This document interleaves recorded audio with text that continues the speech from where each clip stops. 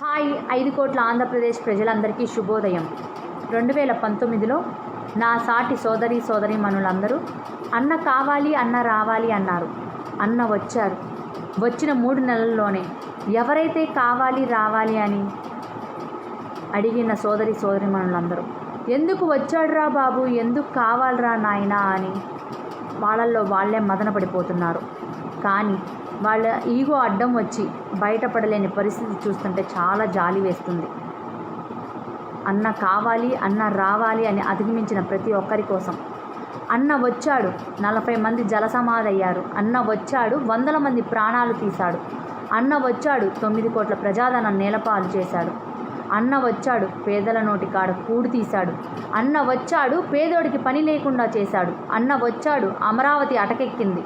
అన్న వచ్చాడు. పోలవరం బోసిపోయింది.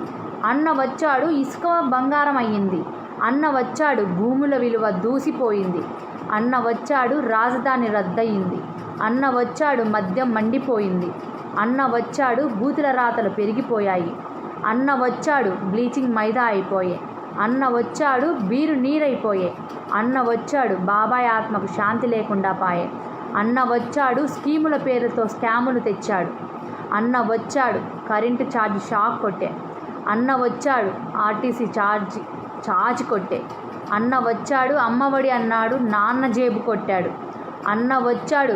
తెలుగు మర్చిపోమన్నాడు. అన్న వచ్చాడు. కుల రాజకీయం తెచ్చాడు. అన్న వచ్చాడు. కుటిల రాజకీయం తెచ్చాడు. మందబలం ఉంటే సరిపోదు, ప్రజలకు మంచి చేయాలనే మనసు కూడా ఉండాలి. చూసారా, రావాలి కావాలని కోరుకున్నారు, వచ్చాడు. ఏమి జరిగిందో త్వరలోనే రావాలి కావాలి అని కోరుకున్న ప్రతి ఒక్క సోదరీమణులు అధిగమించి రోడ్డెక్కి మీరంతా కూడా ఇంకొద్దు మాకొద్దు అనే రోజు దగ్గరలోనే ఉంది.